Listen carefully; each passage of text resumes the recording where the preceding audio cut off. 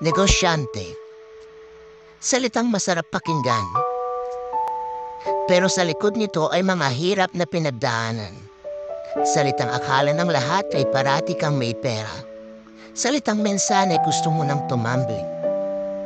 Pero dahil sa salitang ito, ay patuloy kang lumalaban kahit gaano man kahirap. Dahil ikaw ay isang negosyante na patuloy pang nanangarap sa ikakaganda ng negosyo mo.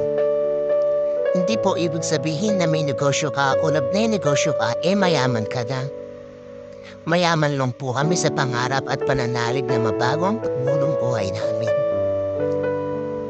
Kaya bago mo isipin na mayaman na ang isang negosyante, malamang hindi mo alam ang hirap at pagod na pinagdaanan niya.